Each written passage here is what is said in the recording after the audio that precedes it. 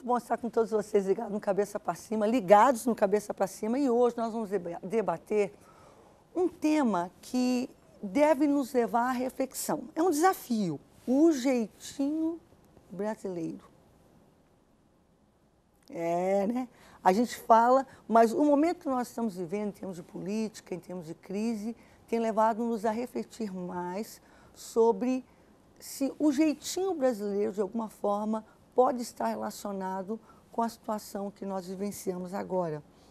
Como é que isso reflete-se no dia a dia de cada um de nós? Nós vamos ao informativo e a gente volta com o debate. A corrupção sempre foi tema do debate público no Brasil.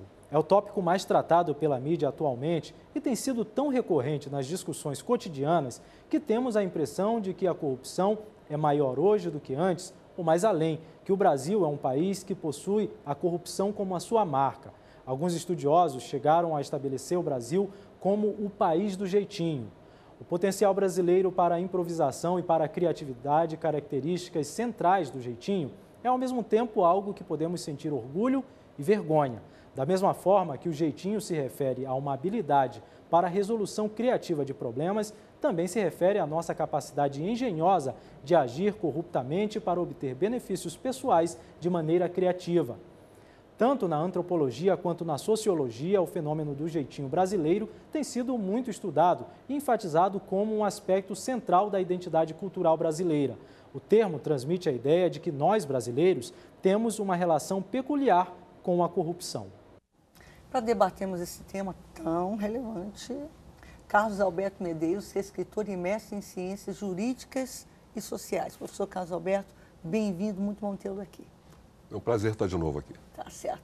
Estava conversando um pouquinho antes do senhor chegar e a gente estava faltando alguém das jurídicas aqui para nos ajudar, então é bom tê-lo aqui. Muito bom receber de volta o André Mello, que é pastor, é também antropólogo e membro da Agência Presbiteriana de Missões Transculturais. Bem-vindo, pastor André, muito bom tê-lo aqui. Bom, eu que fico alegre, contente de estar aqui mais uma vez. Que Deus nos abençoe. Vai poder falar um pouquinho também do ponto de vista de outras, né, do convívio pois com outras culturas. E para completar o nosso trio, bom ter aqui estreando o Paulo Bu, que é mestrando em antropologia pelo Museu Nacional da UFRJ, que é a Universidade Federal do Rio de Janeiro. Professor Paulo, doutor Paulo, muito bom tê-lo aqui, bem-vindo. Muito obrigado, é um prazer e tenho certeza que o debate aqui vai contribuir para a formação enquanto estudante, antropólogo. Teve uma coisa que você falou agora há pouco, Paulo, que me chamou a atenção, e é com isso que eu quero começar o programa. A questão do jeitinho brasileiro, ou se pensa em dar jeito no jeito, que é onde a gente vai fechar com o programa, porque a gente sabe e a gente vai... O primeiro ponto vai ser justamente os aspectos positivos e negativos. Mas para onde que a gente quer ir com o programa? Como cada um de nós admite isso ou não. Porque todo mundo fala, tem um jeitinho brasileiro, mas eu não sou assim. Vamos ver, então é nisso que eu quero que você fique de olho, tá? Ninguém aponta o dedo para ninguém. Cada um agora só. E aí, existe mesmo jeitinho brasileiro? Como é que é isso? O que é o aspecto positivo, negativo, otimista, pessimista dessa situação? O aspecto positivo apontaria para a criatividade. Sei que podemos dizer, né? O positivo. A criatividade, a possibilidade de encontrar soluções, uma certa flexibilidade, isso comparado com a rigidez que caracterizaria outros povos. Mas eu acho que, especialmente nesse momento, como você mencionou, esse lado negativo está muito presente, ou pelo menos ele se faz sentir de uma forma mais poderosa. Né? Mas é algo que está presente no dia a dia. A gente sabe que é um equilíbrio de forças, é isso mesmo? E parece que nesse momento as coisas foram longe demais pelo lado negativo, será? Olha, essa questão aí do jeitinho tem a ver com a questão da identidade nacional. E aí a discussão tem grandes autores, né? A gente tem o Darcy Ribeiro, o Roberto da Mata, tem o Sérgio Buarque de Holanda, que vai falar do homem cordial. Tem gente que vai dizer que toda essa construção, ela tem um viés ideológico e que talvez não seja exatamente assim, né? O Gessé Souza problematiza essa história dessa identidade nacional. é a partir do momento em que se construiu a ideia de que você tem um jeitinho, uma forma brasileira de pensar e que outros povos que são mais legalistas, mais organizados, seriam melhores do ponto de vista social. Então, o jeitinho é uma estratégia de sobrevivência, mas essa estratégia de sobrevivência seria comum nos povos que têm poucos recursos. Então, essa seria uma ideia. Quanto menos recurso, mais jeitoso o sujeito tem que ser para sobreviver. E aí ele vai criando alternativas para viver, para driblar o Estado, para driblar até mesmo a opressão, e vai se amoldando a outros grupos.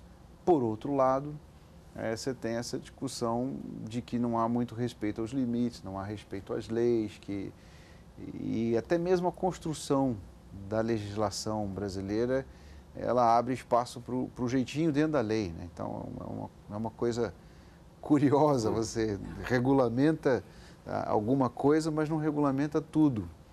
Você vota a lei, mas não faz a lei funcionar. E a gente tem uma Constituição gigantesca e não necessariamente eficiente. E tem essa história entre nós de que tem lei que não pega. Né? Como é que você faz uma lei, a lei está lá, mas essa lei não é para inglês ver, né?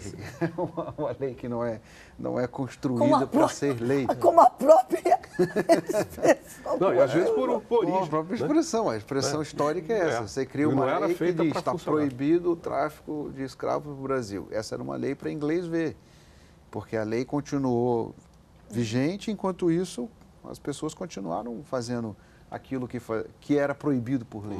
Vamos lá, do ponto de vista da antropologia, Paulo. Eu acho que sobre isso da lei, eu imagino e percebo que também as pessoas têm um pouco de dificuldade para compreender até que ponto você dá o jeitinho brasileiro em algumas coisas, como, não sei, passar na frente da fila, tal, até que ponto isso é descumprir a lei ou simplesmente dar um jeitinho para se aproveitar. Às vezes a pessoa nem compreende que está atingindo certas outras pessoas e tal.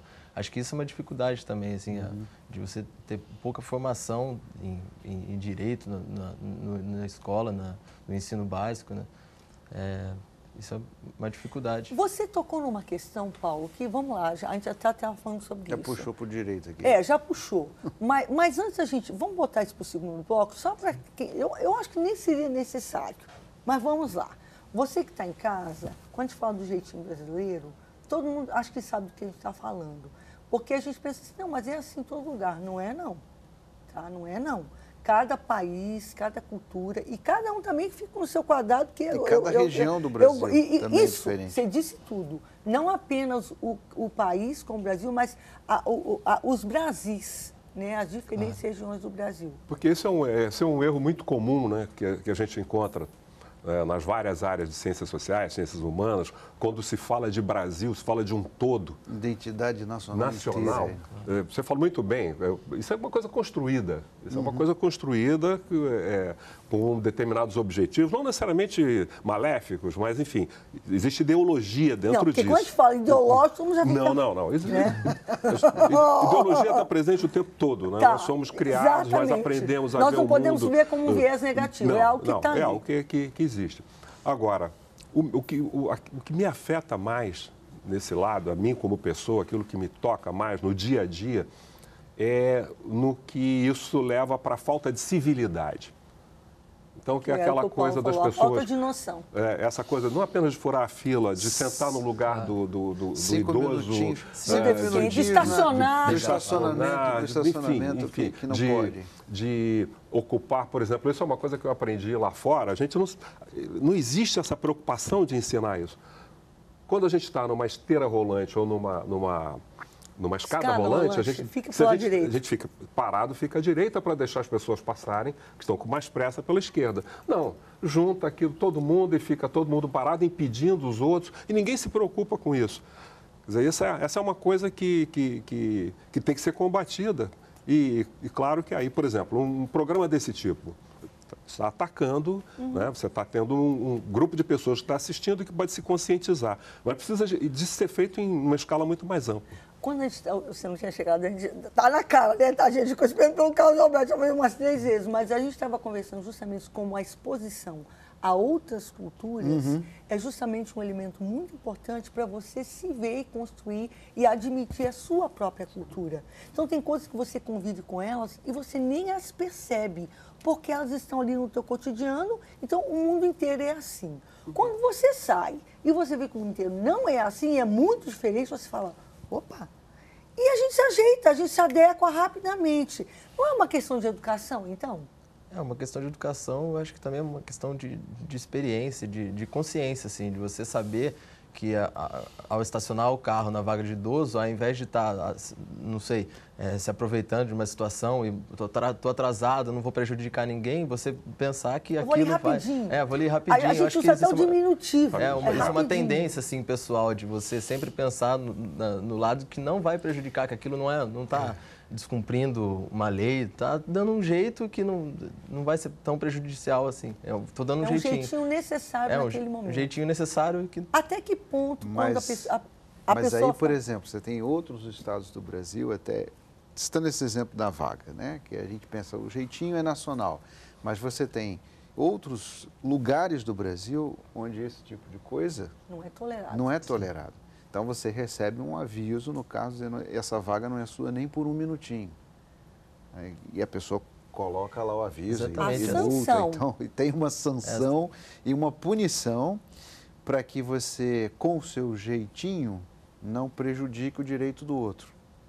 Então, o jeitinho é uma estratégia de sobrevivência, mas é preciso tomar cuidado para que ele não se transforme numa maneira de eu sobrepor a minha vontade aquilo que é o direito do outro. Então, aí eu vou avançando no jeitinho, daqui a pouco eu estou tomando conta de tudo.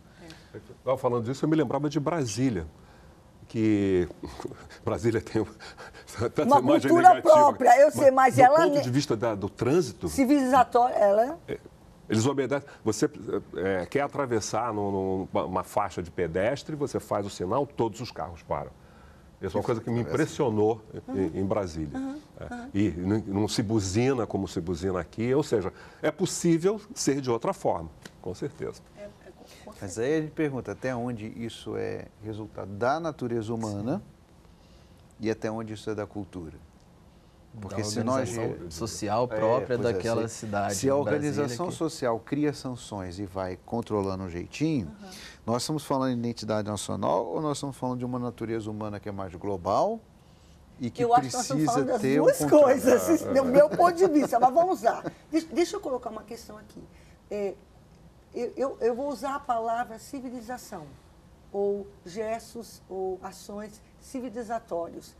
Eu não sei se essa é a melhor palavra. Paulo, me ajuda, você que é da área. As duas palavras são complicadas, né? Cultura, civilização, mas sabe por que eu digo? Palavra não é positivo, eu sei, por isso que eu digo...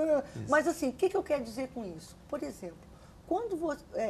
geralmente, os processos de educação e de formação de hábitos de mais respeito, de ter sanção, de ter punição quando você não cumpre, né? Eles são um processo. Então, há lugares que estão mais avançados com esse processo do que outros.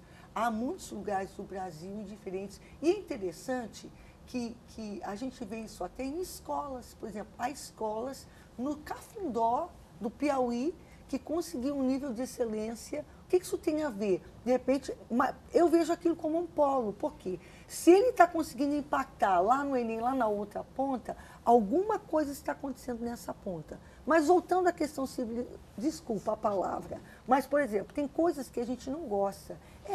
Nessa cidade agora, a gente não pode nem fazer, não pode nem fechar a rua mais para fazer uma festa na rua.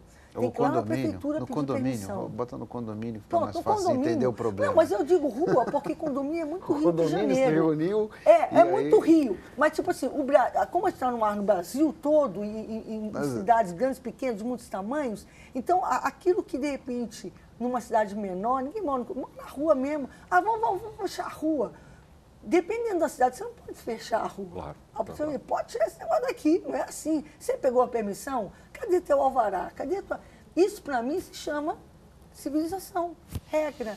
Então, agora, tudo tem um lado bom e tem um lado ruim. Então, essa liberdade que a gente tem de pegar, chegar, fazer, meio que a rua e o público, quando eu digo público, não é só a vida pública de quem é deputado, não. É aquilo que é fora da nossa casa. Você tem vida pública. Então, no seu trabalho, o na coletivo, escola, no ônibus. Quando você está num ambiente fora do seu domicílio, você está no público, né?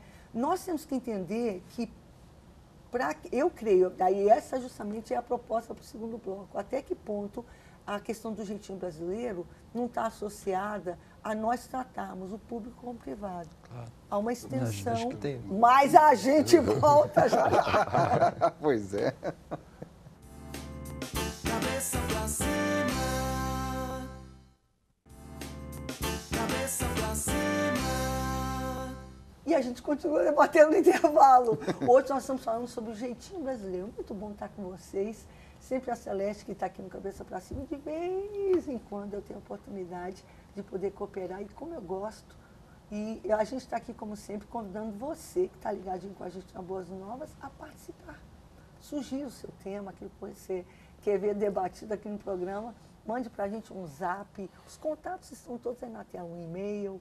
Entra nas nossas redes sociais, né, e coloca o Cabeça para Cima, ou manda um e-mail, enfim, sugerindo aquilo que você gostaria de ver debatido aqui no nosso programa. E para a gente é um prazer muito grande poder responder e trazer, né, a pauta, o tema para você. E também agradecer os nossos semeadores, aqueles que cooperam, que participam realmente do dia a dia da Boas Novas, orando, participando e semeando, contribuindo efetivamente. Você pode também ser um semeador e é muito fácil fazer isso. Você pode ligar para o nosso call center ou pode entrar no nosso site agora e fazer, eu já fui, moça. Volte, se achegue a nós, a sua participação é que tem feito com que nós pudéssemos chegar até aqui. São 24 anos de caminhada e você sabe, já conhece, né, a Boas Novas, a gente está dia a dia com você na sua casa. O tema de hoje é o jeitinho brasileiro. E a gente estava falando então sobre a questão de uma das questões, uma das vertentes que se vê, independente do aspecto de como a cultura nos molda ou o nosso temperamento e como nós interagimos com essa cultura. E nessa hora, o exercício que foi proposto pelo Paulo Bu, fora, mas que eu trouxe a baila no início do programa, de nós não apenas criticarmos o Brasil, mas sermos transparentes, sermos realistas e nos vermos nesse contexto.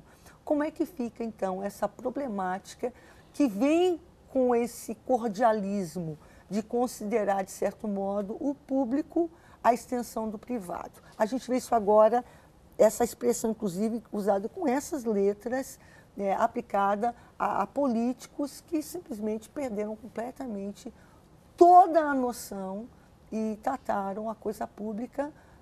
Se fosse, eu duvido que eles teriam tratado a sua própria poupança daquela forma. É isso que assusta. Mas como é que chegou a esse ponto? Então, até que ponto, por exemplo, a crise que a gente vivencia no Brasil está ligada ao jeitinho brasileiro? Mas voltando primeiro à questão do público e privado. Pois é, a gente tinha mencionado o Roberto da Mata. Da Mata aqui, a casa e a rua, e é uma coisa que está no debate antropológico, sociológico, tem onde a norma interna, aquela da família, e aquela que é coletiva, que é pública, tem que dialogar e até onde há conflitos. Eu acho que o Paulo pode, talvez, resumir isso melhor, porque eu até queria puxar um outro ponto. Eu acho que a questão do conflito ético, que a gente está falando da política e está falando aqui do jeitinho brasileiro, ela não é só restrita do povo brasileiro. Então... Outros países também estão se batendo com corrupção. A gente tem um problema de corrupção que talvez esteja mais relacionado com a natureza humana. Teologicamente, a gente diria que todo povo, toda cultura tem a sua marca... O seu pendor, por que tem a não sua dizer? marca do mal, tem um pendor para fazer alguma coisa que não é muito correta. Então, aquilo que eu quero eu não limites, faço e aquilo que não quero eu faço, como disse o apóstolo Paulo. Os limites estabelecidos pela regra, pela norma, eles, na verdade, mostram que você tem problemas éticos, problemas espirituais, problemas pessoais em todas as culturas, todos os povos. É que a gente costuma pensar que isso só acontece no Brasil. O pessoal falou o jeitinho brasileiro, o problema é o Mas, pastor André, brasileiro. nas proporções que a gente está vendo a crise brasileira, a Todo política no grupo, momento, mas todo grupo eu não vou dizer tem. que é sem precedente, não, precedente, mas é sem precedente, pelo menos no Brasil. Então, eu concordo, esse paralelo tem que ser feito o tempo todo. Mas já que o tema é o jeitinho brasileiro hoje, então, como é que vocês veem nas diferentes áreas, você já colocou, certo modo, conflito mesmo, até espiritual, moral, que cada pessoa tem. Como é que fica essa questão da extensão do público-privado sobre as vistas da antropologia? Não, eu acho que o limite entre o público e o privado no Brasil sempre foi muito tênue, assim, a linha que separa um e outro. Isso foi objeto de discussão de diversos autores, tanto da sociologia, da antropologia, assim. E você tinha mencionado no bloco anterior sobre, por exemplo, uma cidade pequena, de fechar a rua, necessidade de ter alvará e tal. E eu acho que esse exemplo ele evidencia muito bem, assim, muitas vezes a forma como a gente tenta, através do nosso privado, através das nossas relações particulares, transcender e passar por cima do público, ou seja, passar por cima da ética cívica, social. Por exemplo, numa cidade pequena, se eu conheço um policial, se eu conheço alguém da prefeitura. Delegado, alguém da prefeitura. A partir das relações... Numa cidade grande, se eu conheço alguém do Detran. No Detran, supostamente afetivas, supostamente amigáveis, ou seja, familiares, particulares, através disso você pretende transcender o bem público, né? Que é o fato de você transcender a norma. Posso pedir um parênteses, Paulo? Quer ver uma coisa que ele está falando, gente? Vamos tocar, porque o Cidade Pequena te deu exemplo. Quer ver? Você pegou uma multa e você tem tantos pontos acumulados na tua carteira que você poderá perder a tua carteira de motorista. Mas você tem um amigo no Detran. Então você vai falar com ele, cara, estou numa situação aqui, estou com um probleminha. Não sei se você pode me ajudar. E, de repente, a gente não está percebendo que aquilo que a gente está pedindo do nosso amigo, o nosso probleminha, na verdade é que ele faça algo que é ilegal. Mas, não é isso, entendeu? É que agora estou apertado, entendeu? Então não estou podendo. A gente tem essa mentalidade. Estava discutindo também de ter sempre a tendência a se justificar, né? A não reconhecer o problema da atitude individual. E não é muito difícil, assim, em termos de consciência. É só você pensar se todos aqueles que estão tendo o mesmo problema de perder a carteira fizessem o mesmo. Que levaria, né? Aí seria o fim da civilização, que eu nem acho. Sobre o termo, você acha que é mais civilidade mesmo, né?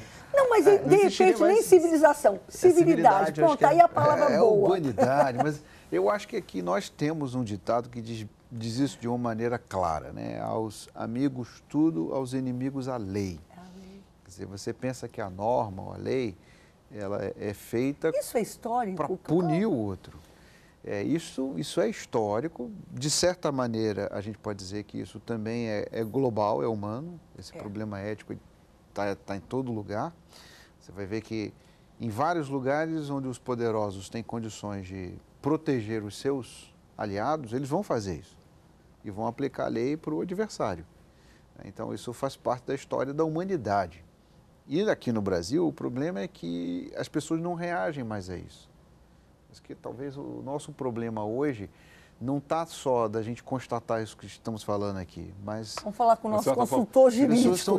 Professor, mas isso não é corrupção passiva? Já que quem está em casa, explica para quem está em casa o que é corrupção ativa e o que é corrupção passiva. Não, eu acho que ele está no caminho correto de mostrar que essas atitudes, esses comportamentos se naturalizaram.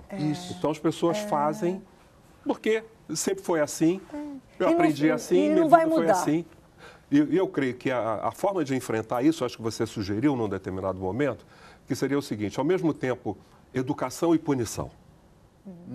Ao mesmo tempo, então, campanhas educativas, a partir das escolas, meios de comunicação, enfim, trabalhar esse tema, mas ao mesmo tempo a punição. Então, a impunidade com a falta de educação é uma combinação desastrosa. É isso. Que aí ela gera o desespero. Você não tem jeito. Vamos supor que você ensina os seus filhos a se comportarem de uma maneira ética, correta, a respeitar a norma, e de repente ele começa a perceber que ninguém faz isto. Sou trouxa. Ele é o trouxa. Pois é, mas você no sabe uma visual, coisa? mas também Eu na dizia para os televisão, meus quando pais, ele ninguém... quando ele- E sabe o que minha mãe e meu pai Olha. respondiam para mim? Você não é ninguém. Você é meu filho. E você vai fazer assim. Isso. E aí você não Mas só... hoje eu agradeço. Mas porque, enfim, o problema não é só quando você fica com atestado de trouxa. O problema é quando o mal acontece contra você. É. E aí a sensação é pior, porque É. Você foi injustiçado. você se sente injustiçado, a sua indignação não tem caminho e a população começa a ficar desesperançada. Quer dizer, a falta de esperança é a falta de organização. Deixa eu fazer uma pergunta bem delicada para os senhores, mas bem delicada mesmo, com todo respeito, tá? Ela é complicada, ela me ocorreu agora. Não, tomara que vocês entendam, todo mundo entenda, mas eu quero que a resposta venha mais pelo lado elucidatório, porque a gente também não pode fazer generalizações e grosseiras até e ser infeliz. Mas a gente vê que, de alguma forma, na cultura, a gente vê, por exemplo, o Rio de Janeiro, no momento, passa por uma crise grave, gravíssima. Mais grave até do que o Brasil. Porque eu sei que tem outros estados brasileiros que estão quebrados, mas eu não consigo aferir que, nesse momento, nenhum estado no Brasil, nenhuma unidade da federação esteja passando exatamente pelo que o Rio está passando. E, de alguma forma, o carioca, ele é que o epítomo da brasilidade, do jeito, da cordialidade. da malandragem, aquela coisa. Eu digo isso porque o carioca mesmo diz isso. Mas porque essa identidade foi construída a partir do carioca, exatamente. A partir foi... o Rio era a capital da República, Alguma relação? década de Carioca, 30. Zé Carioca. Vocês estão entendendo? Exatamente, Alguma exatamente. relação? Década de 30, 40. Porque a gente vê que muitos Getúlio governantes estão envolvidos. O governo Mas parece que o Getúlio. Rio de Janeiro consegue, assim, entendeu? Levar o prêmio. O governo Getúlio Vargas, na época do Estado Novo, eles tinham a preocupação de dar, digamos assim, um retoque final na ideologia Afinal, da aqui foi identidade a capital nacional. da República até Exatamente. 50 anos atrás. E aí- Mas os autores também produziam a partir daqui. Então, 450 anos da nossa história, aqui foi o berço do poder. E aí a cultura do Rio passou a ser apresentada como a cultura nacional, com todos esses elementos, inclusive positivos, inclusive esses negativos também. Então, isso, o Rio é o Brasil, que na verdade, né, como você mesmo, a sua experiência pessoal mostra, não é. Né? Não é bem assim. Assim como hoje a gente São vai, muitos Brasis. mas assim como hoje a gente vai pensar em Brasil, e a gente pensa em Brasil e pensa em Brasília, né? Então, é que a capital ela acaba de alguma maneira sintetizando o que a própria mídia mostra, aquilo. Mas que olha como é aparece na interessante. Aquilo que televisão, aquela Brasília é discussão. em termos de civilidade e convívio é uma coisa. E aquilo que ela representou, trazendo esses outros elementos de desconsideração do formal e do informal, do privado e do público, é que é um desastre. Mas não é a cidade, né? É a imagem que foi projetada da cidade em função de ela ser a sede do poder eu político. insisto né? que não é a cidade, não é o povo, não, é Não, um não, grupo não, determinado. não. Tanto que aquilo que eu falei Eu a acho que respeito, por isso que é. eu falo com todo respeito, por quê? Porque eu amo. Tanto que a gente está aqui no Rio gravando e eu, com todo... Vamos ter que ir para o terceiro bloco. Qual é, digamos assim, há autores, inclusive, que têm livros propondo, tem jeito para o jeitinho brasileiro? E aí, como é que nós podemos manter a nossa identidade, mas não a custo da impunidade, do desrespeito, porque a partir do momento em que a gente se beneficia, a gente não percebe que fora, por exemplo, o jeitinho é visto como levar vantagem a qualquer custo. Lei de Gerson. Não é nem a todo custo, é qualquer. A gente não tem. Não há uma malícia necessariamente, mas algo de malévolo está em curso ali, sim. Então, como reequilibrar essa situação e até que ponto, então, a gente efetivamente manipular, se é que eu posso dizer, manipular não é a palavra, mas de repente até é, ou a gente é direcionado ou influenciado pela nossa cultura e a gente se coloca como indivíduo com escolha moral, com escolha pessoal, para dizer, epa, então, como é que eu vou agir pessoalmente, porque, sinceramente, eu acho que o Brasil está na encruzilhada. Nós estamos, nesse momento, sendo chamados a repensar esse equilíbrio, né, que está tão ligado à nossa identidade nacional. A gente volta já. Muito bem. Cabeça pra cima. Cabeça pra cima. Estamos já no, quer dizer, não no último ainda, mas já aproximando do encerramento desse tema que é tão importante, que é o jeitinho brasileiro. E a questão desse bloco é se tem jeito para o jeitinho, naquilo, obviamente, que o jeitinho tem de negativo, porque a gente sabe que não é tudo negativo. Há essa questão da identidade que eu amo do Brasil, que eu amo ser brasileira. Quem me conhece sabe que minha mãe é de outro país, eu tenho nacionalidade, mas eu nasci no Brasil, fui criada no Brasil, casei, eu amo o Brasil. E eu sou definitivamente latina. Pode não parecer assim, mas eu sou, pode acreditar. E aí, como é que a gente lida com isso? É uma questão global, mas é também uma questão individual? Como é que a gente, cada um nas suas áreas, por favor? Isso exige, claro, um esforço, digamos, a partir de governos, a partir de instituições, do ponto de vista dessa reeducação, que é necessário passar por um processo de reeducação, ao mesmo tempo, em determinados casos, evidentemente, medidas punitivas que possam ajudar a sanar esse problema. Agora, ele passa, com certeza, por uma reforma interior. Essa reforma interior significa a pessoa, a partir da informação, a partir das campanhas que se possam fazer a respeito, a partir de programas como esse, pessoas possam refletir sobre elas mesmas, para se reformularem. Espera aí, eu também incorro nisso. Não, mas eu não sou assim. Nós somos. Tem que saber que isso, de alguma forma, é algo tão forte que, de alguma forma, está presente em nós. É assim. Então, o que tem disso dentro de mim? E como é que eu posso me reformular em relação a isso? Então, a inventividade, a criatividade que estão no jeitinho, elas são coisas boas. O problema é quando a pessoa usa a criatividade para burlar a norma. E aí eu acho que o Brasil não tem um problema com relação às leis. A legislação brasileira... Não falta lei para a gente. A legislação brasileira, se fosse cumprida, ela poderia dar ordem a várias coisas. O Brasil tem um estatuto, por exemplo, das cidades, que é considerado modelo para o mundo. A mesma coisa, o estatuto da infância e adolescente. Do idoso, enfim. Então, você tem um grupo legal que daria para a gente construir uma forma de sociedade mais humana, mais respeitosa, se as pessoas entendessem as leis e respeitassem as leis. Então, tem uma coisa que é importante, que é uma questão jurídica, passa por um respeito às leis e às normas, e até por uma educação jurídica que as pessoas precisariam ter. Elas precisam conhecer suas leis, até para que elas cobrem das autoridades o respeito às leis. Então, o brasileiro precisa conhecer a sua Constituição. Cobre que as próprias autoridades respeitem Ele precisa ter isso. Então, por isso a gente até citou um sujeito aqui que pensou em identidade nacional, que é o Darcy Ribeiro, que dizia que o caminho da educação... Um grande educador, inclusive. O caminho da educação é este, é você conhecer a lei, a norma, e entender que ela serve para te proteger, mas serve para cobrar a autoridade. Então, esse ponto legal, ele é importante e ele precisa acontecer, porque a revolta e o desespero não são uma saída. Se a pessoa fica desesperada ou ela fica revoltada, ela parte para esse tudo ou nada que a gente tem. E o que a gente precisa é do respeito ao outro, o respeito à lei. Inclusive, quando a gente está falando de vários povos, de várias culturas. O choque cultural, ele vai sempre acontecer.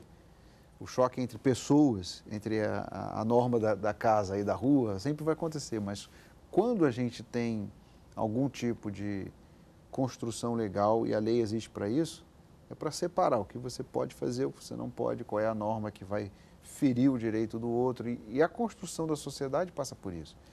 Eu até acho que a palavra melhor é que, não sei se a gente precisaria pensar em termos de civilização, porque essa palavra é ruim, Ou de civilidade, como ele humanidade, tinha ou até. civilidade, mas eu acho que ele tem que pensar Mas em termos vocês de entendem que quando eu sociedade. usei, com todo respeito a você, eu usei pedindo uma ressalva por falta de uma palavra melhor, mas enfim, evocando... A gente precisa de uma sociedade global que seja inclusiva, que é a parte boa do jeitinho brasileiro, que seja criativa, mas que também respeite o espaço do outro, o direito do outro, a maneira do outro ser. É um pouquinho alteridade, eu acho que seria a palavra para a gente pensar. Você tem sempre que pensar o seguinte: o que eu estou fazendo vai prejudicar alguém? Se vai prejudicar alguém, Já que você é isso pastor, deixou de ser jeitinho. qual foi a frase que Jesus usou para tipificar isso? Para a gente pensar aqui, não tem muito jeito da gente fugir daquele modelo de Jesus, né? Você tem que fazer ao outro O que você o que gostaria? você gostaria que fizessem com você. Então, você tem que perguntar isto. O que eu estou fazendo? Esse meu jeitinho, eu estou prejudicando alguém? Porque se eu estiver prejudicando alguém, deixou de ser jeitinho. Aí passou a ser um crime. Agora, Passou a ser isso um que me problema. leva a você, Paulo, com aquela frase que você falou antes sequer do programa começar, mas que eu evoquei desde o início, que é justamente a questão de você vestir a carapuça, de você dizer, eu sou brasileiro, com aquilo que tem de bom, mas também com aquilo que de repente não tem de tão bom. Claro. Como é essa admissão? Eu acho que essa admissão é feita através de um exercício pessoal, né? De você tentar se reconhecer enquanto brasileiro, se reconhecer nessa identidade nacional que é forjada, é construída, mas, enfim, existe.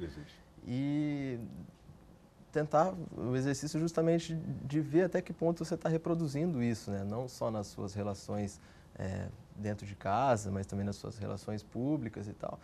E a partir dessa conscientização de se reconhecer onde você está exercendo isso, você tentar pensar... Em outras palavras, onde você está dando um jeitinho de vez em quando? Onde você está se aproveitando dele em bom sentido e onde você está fazendo isso em mau sentido, né? A prejuízo de outros. Porque isso também foi objeto de discussão nos autores que conversaram sobre isso, o jeitinho ser bom, ser ruim. O Sérgio Buarque de Holanda, por exemplo, que levantou a tese do homem cordial, no capítulo 5 do Raiz do Brasil, muita gente interpretou o autor como se ele estivesse levantando isso como se fosse uma coisa boa, a cordialidade brasileira. Não. E depois só que ele teve que se explicar e mostrar como aquilo tinha o lado negativo. Coisa. Mas quando as pessoas viam os fatores positivos, que era, ou seja, a capacidade de você lidar com o imprevisível, a capacidade de você ser criativo, isso era bom. E eu acho que isso, se a gente fizer esse exercício, reconhecer na gente de que está fazendo na nossa casa, na rua, em todas as relações, eu acho que isso é bom. Só que ao mesmo tempo isso tem que necessariamente vir acompanhado do outro exercício, que é ver o lado negativo se a gente está reproduzindo também, que é ultrapassar os limites do público e do privado, que é tentar, através de relações afetivas, familiares, amigáveis, se beneficiar sem perceber que isso pode estar afetando negativamente outras pessoas e tal. Então, acho que é esse exercício individual mesmo, de você tentar reconhecer o jeitinho brasileiro que você reproduz e se afastar do lado bom que... Mas sabe de uma coisa, eu digo isso até... A vida é assim, eu creio, em todos os aspectos. Eu acho que as coisas, efetivamente, para funcionarem numa sociedade, elas têm que partir do indivíduo. E por isso que a educação é tão importante, porque a educação, ela é individual.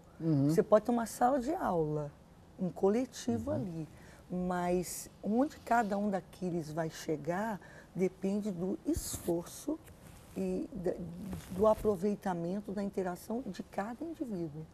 Então, a gente tem que ter esse reconhecimento. Eu acho que a questão da cordialidade teve um paralelo, que acho que o próprio Sérgio Buarque, ele mesmo fez, que eu achei muito interessante. Que o cordial, ele é muito afetivo. Então, ele é menos frio.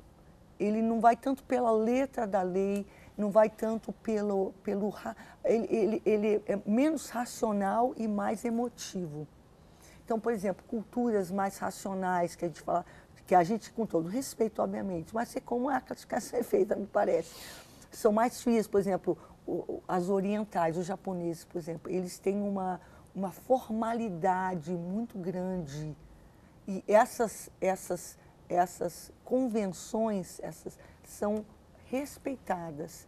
O brasileiro tem dificuldade com esse respeito. Ele convive um tempo com esse respeito à regra, mas ele está logo buscando uma forma de burlar, em vez de simplesmente respeitar e conviver. Alguém me deu um exemplo disso, muito interessante, num ônibus na Alemanha e foi apertar o sinal para descer.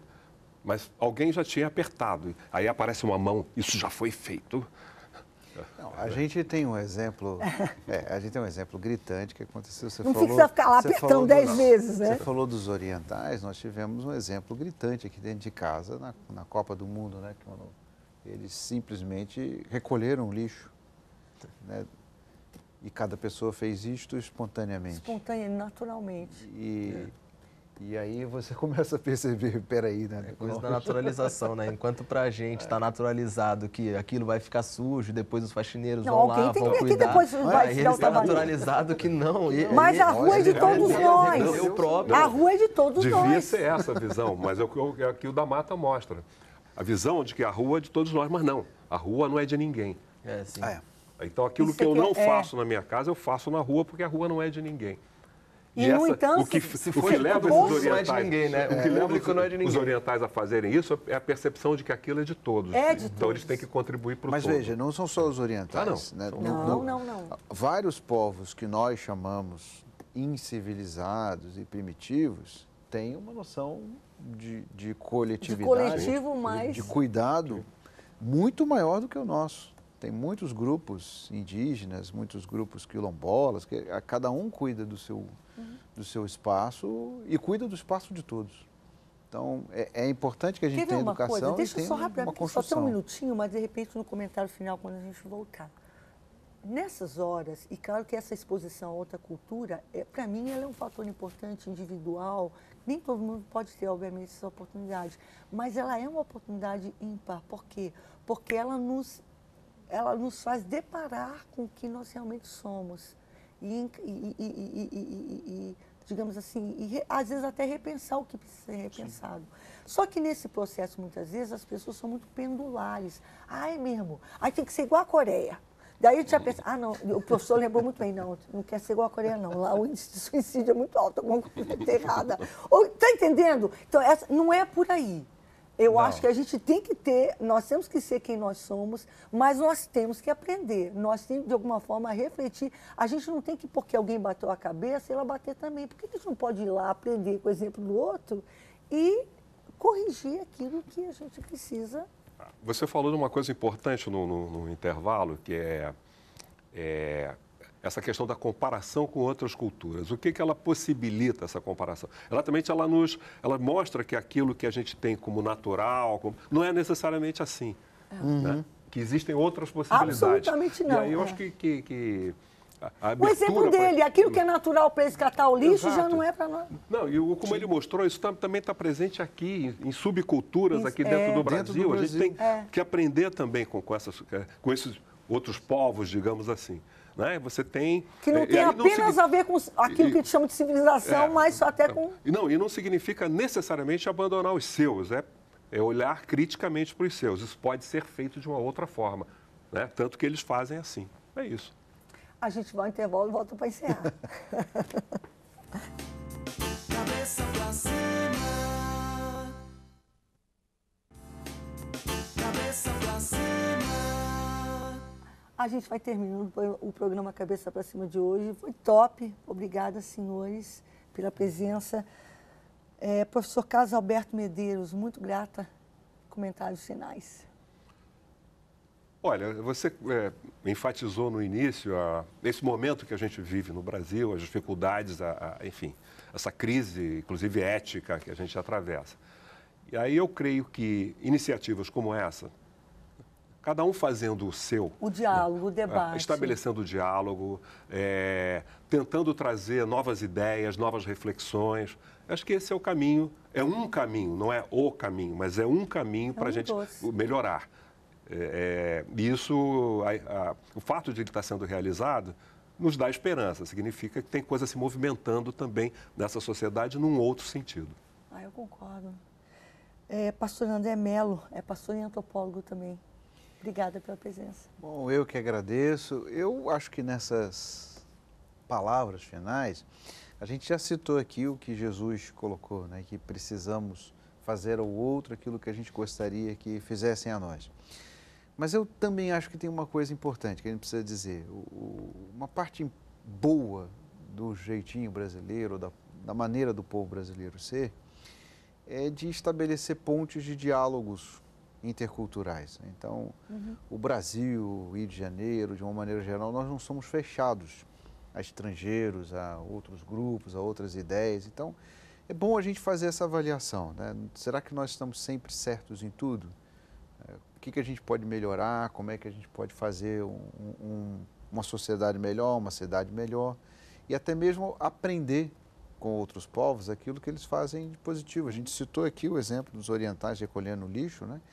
E aí lembramos no intervalo que tem brasileiro que acha que tem que jogar lixo no chão porque dá dinheiro para Foi uma pergunta do telespectador que veio aqui. Exatamente. Aí, não, eu jogo porque afinal o gari tem que ter um emprego dele. É engraçado porque as pessoas... Paulo lembrou que tem gente que não diz assim, bom, mas você não acha que tem que roubar para gerar... Eu, por sua causa, eu vou me machucar para dar trabalho para o médico. Policial, se machucar para trabalho... Não, a gente tem que aprender com as outras culturas naquilo que elas fazem de positivo. O texto que eu lembro aqui da Bíblia é que a gente tem que examinar tudo e reter o que é bom. O que é bom. Então, a gente tem que ver, tem coisas boas no fato do Brasil ser aberto, de ter interatividade, de ter essa criatividade toda e até mesmo de dialogar com outros povos e incorporar novos elementos culturais, isso é bom. Não é necessariamente ruim. Tem povos que são mais fechados, herméticos, intolerantes. E essa parte da abertura cultural do jeitinho brasileiro, ela é boa. Tanto é que, por exemplo, em missões transculturais, você vai encontrar brasileiros fazendo trabalhos maravilhosos. Porque não são bem aceitos, via de regra. E a gente não tem dificuldade de aprender como funciona a cultura do outro. Porque nós não temos barreiras naquilo que nós colocamos. Então, isso é bom. A parte ruim é da gente não respeitar muito aquilo que é norma, que é regra. E isso a gente vai ter que aprender, que também faz parte da Bíblia. A gente tem que aprender as regras. E de qualquer país que quer realmente chegar a algum lugar. Por quê? Porque você não constrói uma sociedade. Esse respeito, esse convívio mútuo, ele é imperativo para viver, né, e desenvolver. Professor Paulo Bu, muito obrigada. Eu que agradeço, foi uma oportunidade muito boa de estar aqui. E sobre os comentários finais, assim, só retomando algumas coisas que a gente já falou, né? Acho que cabe a cada um de nós, assim, reconhecer, fazer um exercício de ver em si mesmo até que ponto a gente está reproduzindo o lado ruim desse jeitinho brasileiro e também buscar certas formas de cumprir esse exercício, né? Que é conhecendo outras realidades, visualizando onde que, na minha própria cidade, quais são as relações que estão sendo feitas ali, que são prejudiciais. Por exemplo, se você está vendo que tem alguém querendo fazer festa na rua sem alvará e que conseguiu isso. Enfim, desrespeito, sujeira, e conseguiu lixo. isso através de uma certa relação amigável com a autoridade e tal. Acho que perceber isso e levantar o problema disso, assim, é muito importante, né? Não ser passivo em relação a isso. E, ao mesmo tempo, como a gente comentou no primeiro bloco também, sobre a necessidade de ter uma formação maior em relação aos direitos, em relação aos limites do jeitinho, o que a gente pode fazer, o que a gente pode improvisar, que vai ser bom, mas o que a gente não pode fazer, o que é ultrapassar a norma, ultrapassar a lei. Acho que é isso, ao mesmo tempo um exercício individual de reconhecer em você mesmo e também reconhecer na sociedade, né? A dualidade entre o indivíduo e a sociedade, e a mim e ao outro, né? É a grande questão. É a grande questão. É a grande questão. Senhores, obrigado a todos vocês ligadinhos com a gente na Boas Novas até agora. Eu gostaria de marcar com vocês um outro programa sobre a síndrome de vira-lata.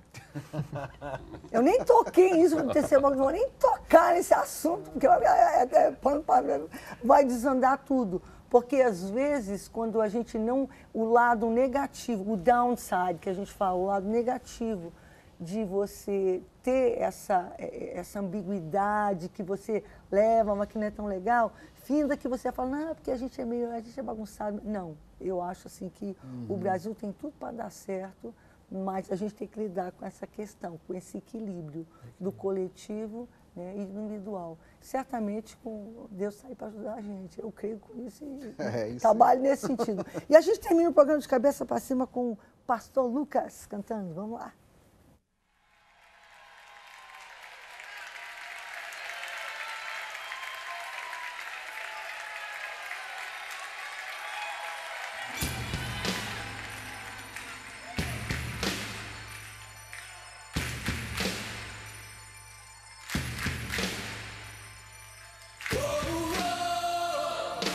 Pode me chamar, Senhor. Eu estou aqui. Estou ao seu dispor. Quando fizer algo nessa geração, não faça sem mim.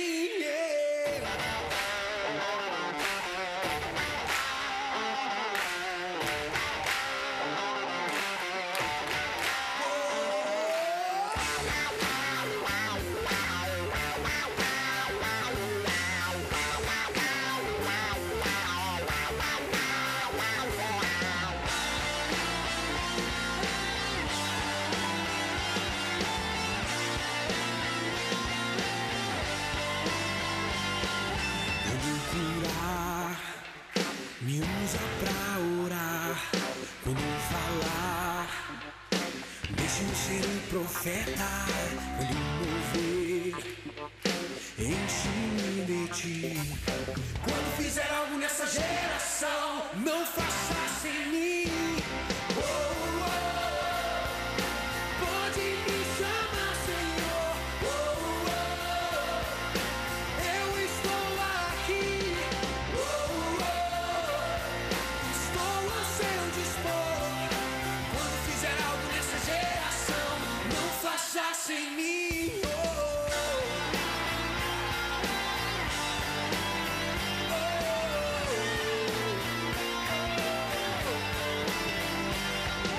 Quero usar a minha canção pra despertar do povo nessa nação. Pra combater todo mal, toda corrupção. Quando fizer algo nessa geração, não faça